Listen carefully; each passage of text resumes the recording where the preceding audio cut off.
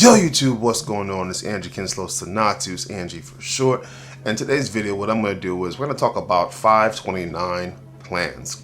Listen, if you're like me, I have 2 kids right now. One of the biggest things that I have to do right now is begin the process of ensuring that I'm planning for their college fund. All right. One of the unique things about this process is that you got to make sure that you're prepared for what's happening with these tuitions. Right now, the college spending, it's about the debts that's happening right now in terms of colleges is about close to $1.7 trillion, you know? And yes, there's a whole bunch of communication about what's happening overall with Biden and the potential debt elimination, but you know, my wife and I make well over 6 figures. We're well into the couple $100,000 range over that. So you know, basically what's happening right now is that we know for a fact that we're not going to qualify for any additional benefits. That doesn't happen for people like us. We work, we make money, we got to spend that money, you know. So in today's video, what I'm going to do is I'm going to walk through a 529 plan, what it means for you, and some strategies and some tips to kind of help you to be able to save for your plan for your children, which is extremely important. If you like content like this, please make sure to hit that like button, turn on notifications, and don't forget to subscribe. All right, everybody, let's get into this video. So a 529 plan is basically an opportunity for you to either invest or save for your child's college tuition, and or you can also use it to help pay for fees or expenses for a private school institution. All right, so once again, to be clear, it can be used for college, it can be used for private school, it can be used for anything connected with your children and the expenses associated with them going to school. There are also institutions and colleges that have 529 plans that allow you to be able to invest into these programs. So basically you're paying into these programs with the idea that your child is going to eventually go to some of these schools. So look around, browse around, and see what's going on. Usually what happens is that if you live in a particular state, then you're going to be signing up for that college plan for that particular state. So I live in PA, so I'm signing up for a PA 529 plan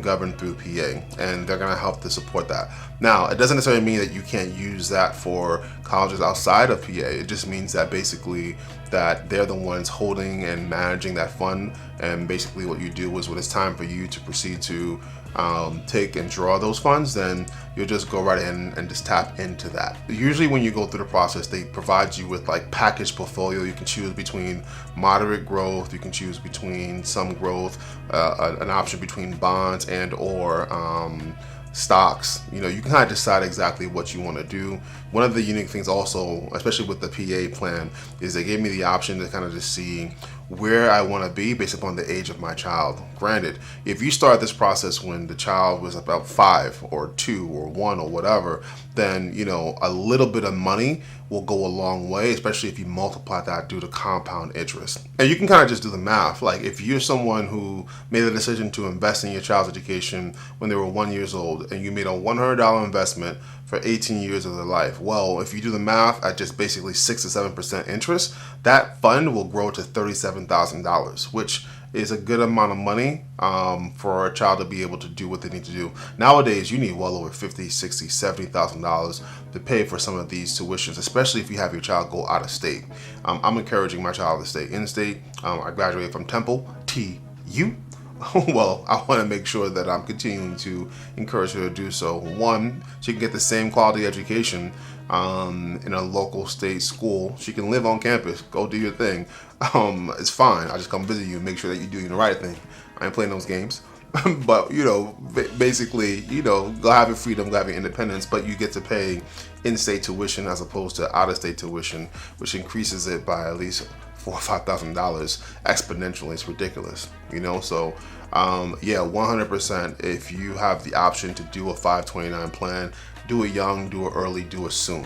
All right, but it's fine if you did it when the child was 10 or 13 or whatever the case may be. Just get started, because at the end of the day, you have to understand that you do need to start getting ahead of this. And if you can ensure that your child does not have student loan debt when they move on to the next phase of their lives, you are setting your children up for the future.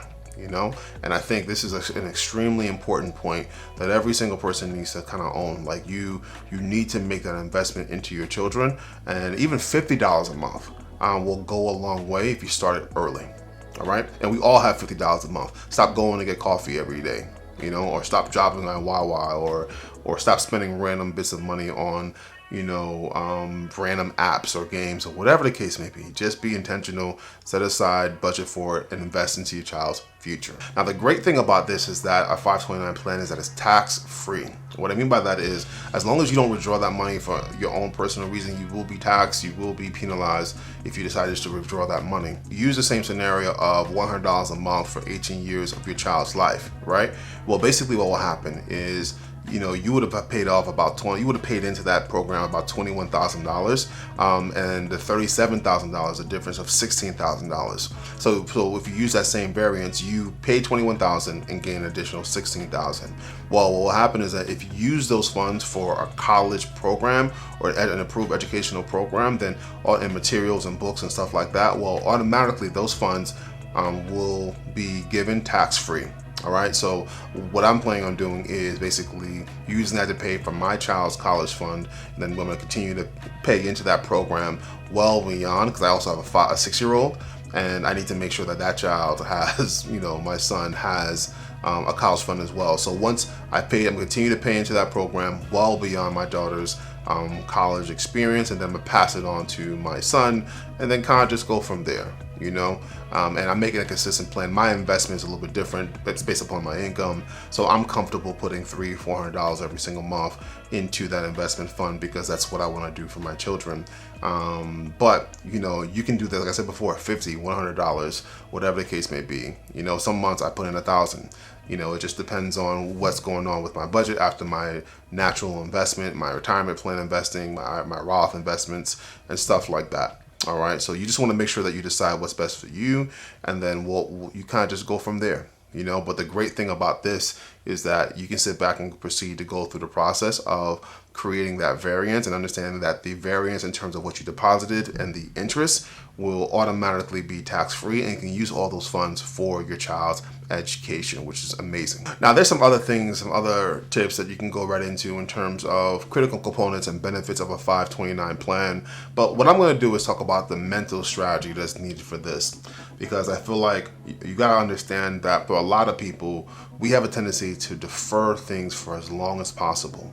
And if you're watching this video and you're choosing to go through the process, then I think this is the right time for you to do it. If you know for a fact that you don't want your children to be in debt when it's time for them to go to college, then this is the time for you to make this investment. And I want to talk about the next tip. The next critical strategy that I had to do is it has to be automated. You have to automate what's happening in terms of your investing.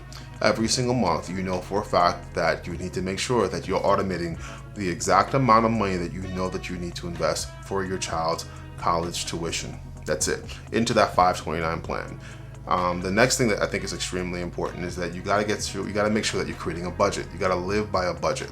And even if you just create a budget around the most critical things that you know that you have to spend, right? And then you want to give yourself some freedom to be able to live with the other somewhat bit of money that you have actually saved, and do so. But you got to make sure that you are intentionally creating you automate what's going on, you create a budget, you know? And then you have to make sure that you have a very clear plan as to like what's going on, having a conversation with your children early on about, you know, where you want to send them to college, what type of college you want to send them to, and then, you know, depending on where you start, you kind of want to have a discussion with them about costs, fees, and stuff like that. Start getting them into the mindset and preparing for what's happening with college, because it's important. If you know for a fact that going to college is something that's critically important for your children, then you got to get them set up, you got to get them ready. All right, so I do believe that this is something that's extremely important, and I think if you do those three things, you'll be good to go, and you'll be able to create a sustainable process for yourself. If you have young children, start it now. If I started back in 2005, 2006, my mindset wasn't there. I'm not going to make that mistake for my son. However, you know, I was able to catch up for my daughter, but you know, it still goes right back to the point that if you know that you have to do this now, make the decision and invest into your children's future. and leave a legacy, right? All right, y'all. As always, stay hungry, stay motivated, stay focused, go and get it